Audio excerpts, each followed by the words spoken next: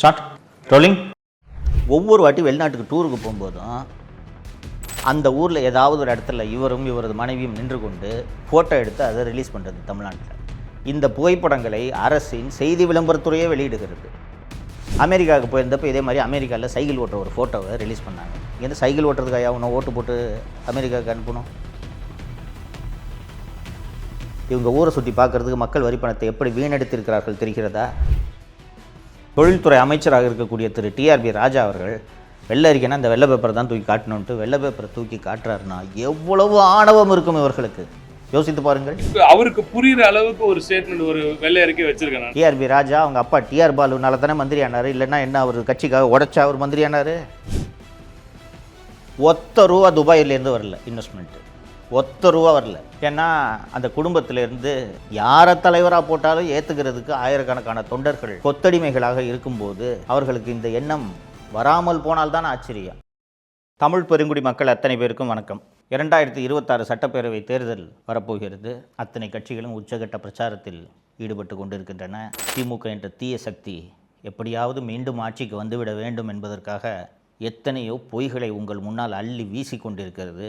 அதையெல்லாம் நம்பி மயங்கி தப்பித்தவரை கூட திமுக மற்றும் கூட்டணி கட்சிகளுக்கு நீங்கள் வாக்களித்து விடக்கூடாது என்பதற்காகத்தான் தொடர்ந்து நான் உங்களோடு பேசிக்கொண்டிருக்கிறேன், உரையாடி கொண்டிருக்கிறேன். அன்பார்ந்த தோழர்களே, கருணாநிதி குடும்பத்துக்கும் சரி, ஸ்டாலின் குடும்பத்துக்கும் சரி, தமிழ்நாடு நமக்கு பட்டா போட்டு கொடுத்துருக்கு, நமக்கு சொந்தம் அப்படின்ற நினைப்பு எப்போதுமே உண்டு. ஏன்னா அந்த குடும்பத்திலேருந்து யாரை தலைவராக போட்டாலும் ஏற்றுக்கிறதுக்கு ஆயிரக்கணக்கான தொண்டர்கள் கொத்தடிமைகளாக இருக்கும்போது அவர்களுக்கு இந்த எண்ணம் வராமல் போனால்தான் ஆச்சரியம். அதனால அவர்கள் தேர்தலில் வெற்றி பெற்று ஆட்சிக்கு வந்துவிட்டால் ஏதோ இது ஒரு இன்பச் சுற்றுலா போல ஜாலியாக இருக்கிறதுக்கான ஒரு வாய்ப்பு என்றுதான் நினைத்து ஆட்சி நடத்துகிறார்களே ஒழிய 8 கோடி மக்களின் தலையெழுத்தை நாம் தீர்மானிக்கப் போகிறோம், 8 கோடி மக்களின் நல்வாழ்வை நாம் உறுதி செய்ய வேண்டும் என்ற எண்ணம் அந்த குடும்பத்தில் இருக்க ஒரே ஒருத்தருக்கு கூட துளி கூட இல்லை அப்படின்றத தான் இந்த 5 வருஷ ஆட்சியில் நீங்கள் பார்த்துருப்போம். தோழர்களே, இந்தியாவில் எத்தனையோ மாநிலங்கள் இருக்கின்றன. ஒவ்வொரு மாநிலத்துக்கும் வெளிநாடுகளிலிருந்து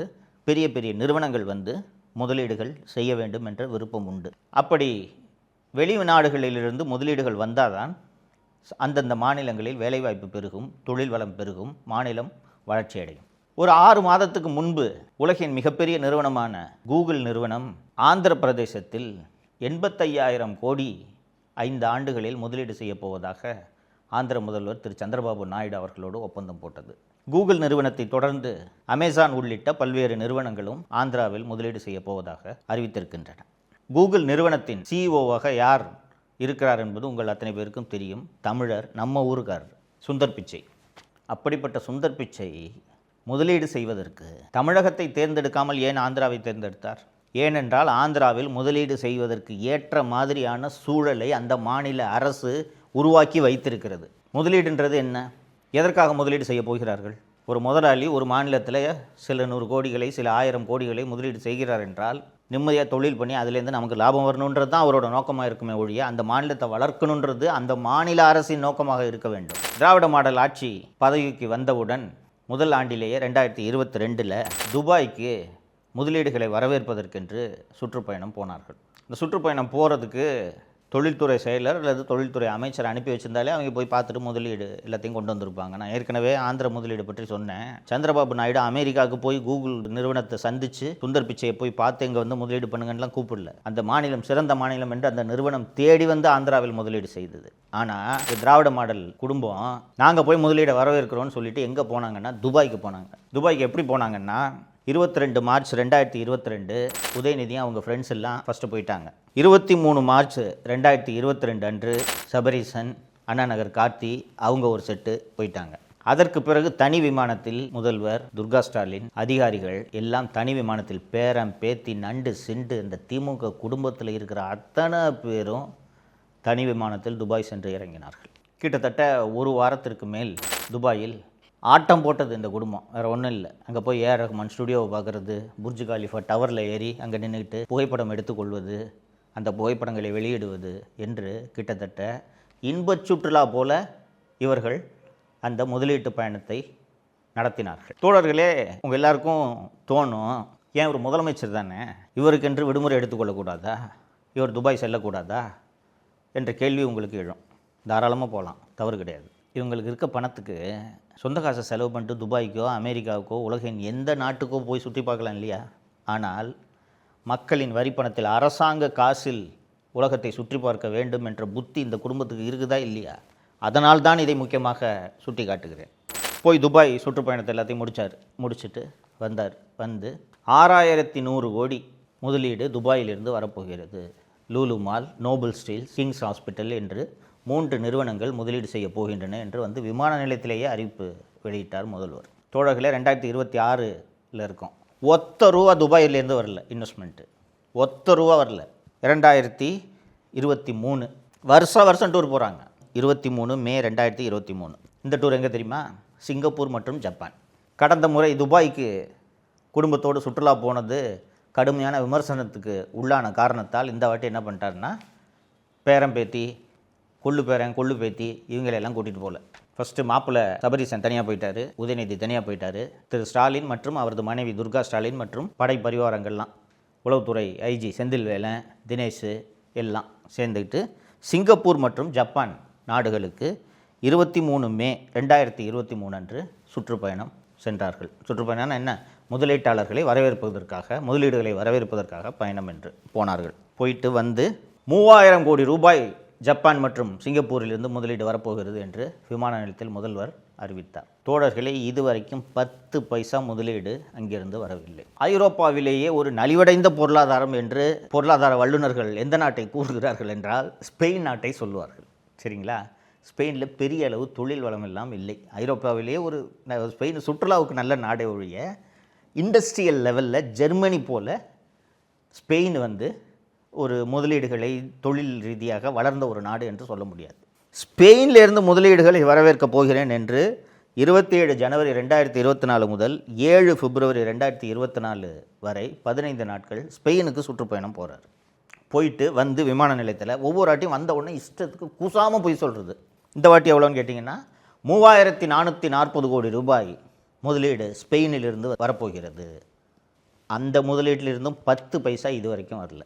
அதற்கு பிறகு ஜனவரி மாதம் 2024 2 டூர், 28 ஆகஸ்ட் 2024 முதல் 12 செப்டம்பர் 2024 வரை எங்கே சுற்றுப்பயணம் சென்றார் என்றால் அமெரிக்காவுக்கு சுற்றுப்பயணம் சென்றார். அமெரிக்காவுக்கு சுற்றுப்பயணம் சென்றார் என்றால் அங்கே போய் முதலீட்டாளர்களை வரவேற்க அப்படின்ட்டு தானே நமக்குலாம் கதை சொல்கிறாங்க. அங்கே போய் என்ன வேலை பார்த்தாரு தெரியுமா? ஐஃபோன் தயாரிக்கக்கூடிய ஆப்பிள் நிறுவனத்தை போய் சுற்றி பார்க்குறாரு, கூகுள் நிறுவனத்தை சுற்றி பார்க்குறாரு. அமெரிக்காவில் இருக்கக்கூடிய முக்கியமான தொழில் நிறுவனங்கள் எல்லாம் போய் டூரிஸ்ட் மாதிரி போய் சுற்றி பார்த்து விட்டு வந்து விமான நிலையத்தில் 7516 கோடி ரூபாய் முதலீடு அமெரிக்காவிலிருந்து வருகிறது என்று அறிவித்தார். இந்த முதலீட்டிலிருந்தும் 10 பைசா இது வரைக்கும் வரல. இதில் என்ன விசேஷம் கேட்டிங்கன்னா, ஒவ்வொரு வாட்டி வெளிநாட்டுக்கு டூருக்கு போகும்போதும் அந்த ஊரில் ஏதாவது ஒரு இடத்துல இவரும் இவரது மனைவியும் நின்று கொண்டு ஃபோட்டோ எடுத்து அதை ரிலீஸ் பண்ணுறது தமிழ்நாட்டில். இந்த புகைப்படங்களை அரசின் செய்தி விளம்பரத்துறையே வெளியிடுகிறது. அமெரிக்காவுக்கு போயிருந்தப்போ இதே மாதிரி அமெரிக்காவில் சைக்கிள் ஓட்டுற ஒரு ஃபோட்டோவை ரிலீஸ் பண்ணாங்க. இங்கேருந்து சைக்கிள் ஓட்டுறதுக்காக அவனை ஓட்டு போட்டு அமெரிக்காவுக்கு அனுப்பணும்?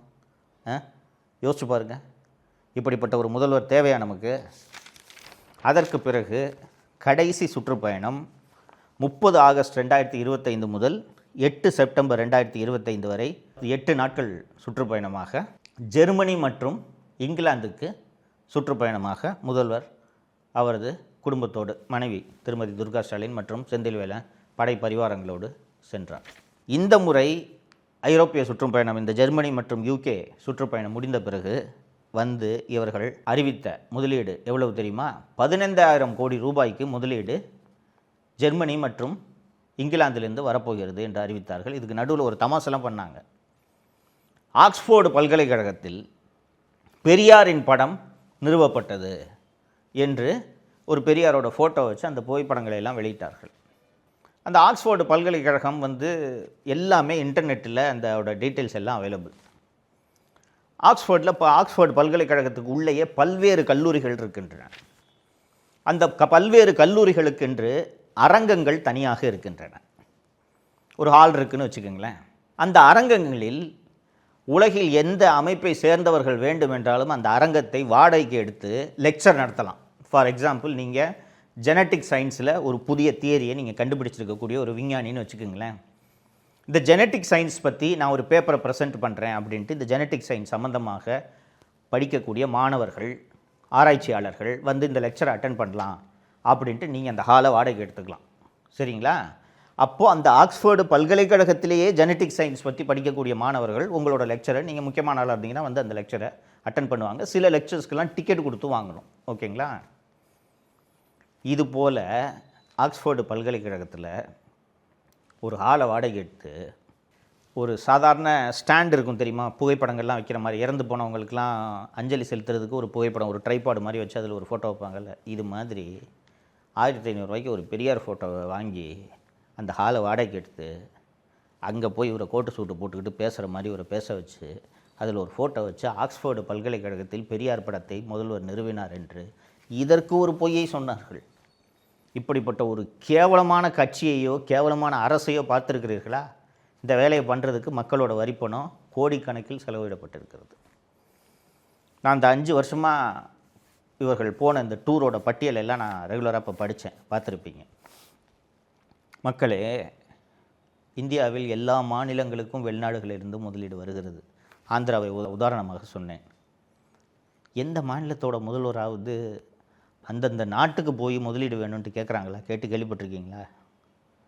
ஒரு மாநிலத்தில் முதலீட்டுக்கான சூழல் நன்றாக இருந்தால் தானாக முதலீடுகள் வரப்போகிறது. நீங்கள் அங்கே போய் நேரடியாக போய் முதலீடுகள் வேணும்னு அழைக்கணும். இப்போ ஆப்பிள் கம்பெனி இன்வெஸ்ட்மெண்ட் வேணும்னா இங்கேருந்து நேராக போய் டிம் குக்கை பார்த்து, சார் எங்கள் ஊரில் இன்வெஸ்ட் பண்ணுங்கன்னு கேட்கணுமா? ஒரு மெயில் போட்டால் போதாதா? இவங்க ஊரை சுற்றி பார்க்குறதுக்கு மக்கள் வரி பணத்தை எப்படி வீணடித்திருக்கிறார்கள் தெரிகிறதா? இப்படி முதலீடுகளை வரவேற்கிறோம் என்ற பெயரில் மக்கள் வரி பணத்தில் உலகத்தை பூராக சுற்றி வரலாம், யாரும் நம்மை கேள்வி கேட்க மாட்டார்கள் என்று இந்த குடும்பத்துக்கு எவ்வளோ தைரியம் வந்திருக்கு தெரியுதா?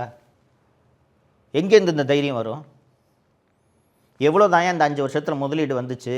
வெள்ளை அறிக்கை வெளியிடுங்கள் என்று எதிர்க்கட்சி தலைவர் திரு எடப்பாடி பழனிசாமி அவர்கள் பலமுறை வலியுறுத்தியிருக்கிறார். தொழில்துறை அமைச்சராக இருக்கக்கூடிய திரு டிஆர்பி ராஜா அவர்கள் வெள்ளை அறிக்கைனா இந்த வெள்ளை பேப்பரை தான் தூக்கி காட்டணுன்ட்டு வெள்ளை பேப்பரை தூக்கி காட்டுறாருன்னா எவ்வளவு ஆணவம் இருக்கும் இவர்களுக்கு? யோசித்து பாருங்கள். மக்கள் வரி பணத்தில் உலகம் பூரா போய் சுற்றுறீங்க, குடும்பத்தோடு போய் சுற்றுறீங்க.